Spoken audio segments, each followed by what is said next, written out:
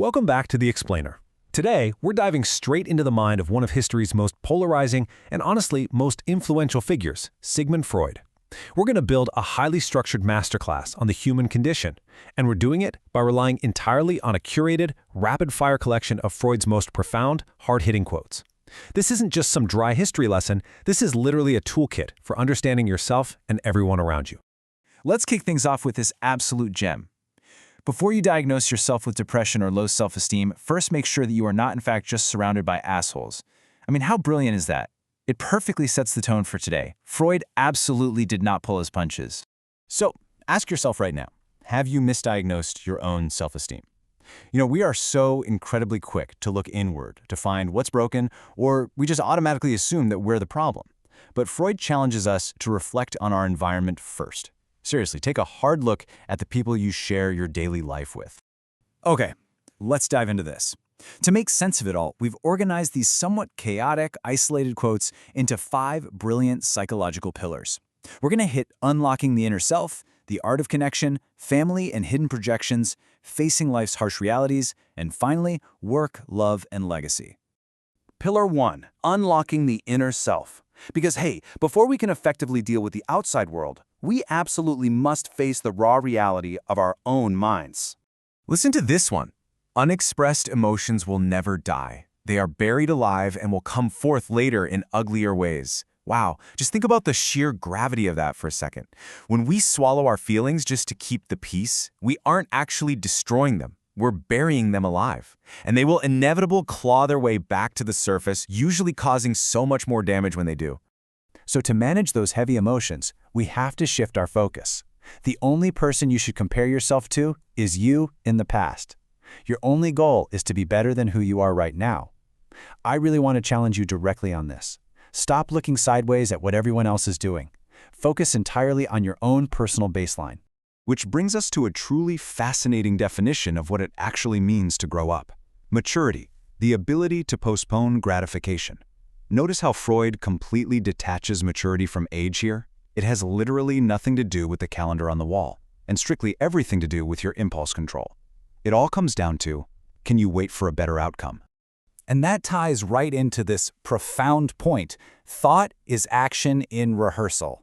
Being entirely, radically honest with yourself is a vital exercise because our internal thoughts, they're just test runs for our eventual reality. You're constantly rehearsing the actions you'll eventually take out in the world, so you better make sure the script in your head is an honest one. All right, let's move on and see how this builds. Pillar 2, the art of connection, navigating relationships. We're transitioning from that radical internal honesty to how we actually operate out in the world. Freud perfectly categorized the boundaries required for human connection. Check this out. On one side, you have friendship, which he defines as the art of keeping distance. It requires this respectful, healthy space to function properly. On the other side, love is the art of intimacy, which requires the total collapse of that distance. And when you're navigating the collapse of that distance, here's your playbook. For small matters, trust the mind. But for large matters, trust the heart. Freud actually noted that we are never so defenseless against suffering as when we love. It is incredibly risky. But that is exactly why leaning on the heart for those massive, life-altering choices is so absolutely crucial. Now consider the weight of this mind-blowing idea. We chose not randomly each other. We meet only those who already exist in our subconscious. Just let that sink in for a moment. Our seemingly random romantic or platonic choices, they aren't random at all. You're actively seeking out the people who match the blueprints already drawn up in your mind. But hey, it's not all predetermined determinism. Freud also beautifully observed how bold one gets when one is sure of being loved. From our deepest vulnerabilities eventually comes our greatest strength. The absolute certainty of love is basically the ultimate armor in a difficult world. Moving into slightly darker territory here. Pillar 3, family and hidden projections. It's time to look at the hidden, subconscious gears turning within the family unit, and really society at large. Freud had this razor-sharp eye for hypocrisy. Think about it. If someone is hungry, they talk about food. If someone lacks sex, they talk about sex. No money, they talk about money. And our oligarchs and bankers, well, they talk about morality. It's a dark, funny little punchline for sure, but it perfectly reveals how we project outwardly the exact things we lack inwardly. Then we get to this one. All family life is organized around the most damaged person in it. Oof. That is an incredibly heavy concept. Take a second to just silently reflect on your own family dynamics with that one. How often do the rules, the moods, the schedules, how often do they all just bend to accommodate the unresolved trauma of just one person? And within that family structure lies inevitable tragedy. Freud stated, a father's death is the most important event, the more heartbreaking and poignant loss in a man's life. The profound, inescapable anchor of parental grief reshapes our entire psychological landscape. It's the kind of event that forever divides your timeline into a before and an after. So the crucial point is how we handle this stuff. Pillar 4, facing life's harsh realities. We are pivoting from inherited family trauma to the heavy burdens we actually must carry ourselves. I want to challenge you with a bit of a paradox here. Most people do not really want freedom because freedom involves responsibility, and most people are frightened of responsibility. We all claim to want total freedom, right? But true freedom requires a heavy burden of personal ownership. And the harsh reality is, most people are simply too scared to carry that weight. And Freud actually gives us a brilliant metric for this.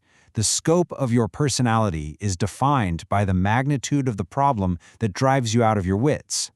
Experience teaches us pretty quickly that the world is not a nursery. We are measured exactly by what it takes to break our composure. So does a minor inconvenience ruin your whole day, or does it take a massive crisis to actually shake you?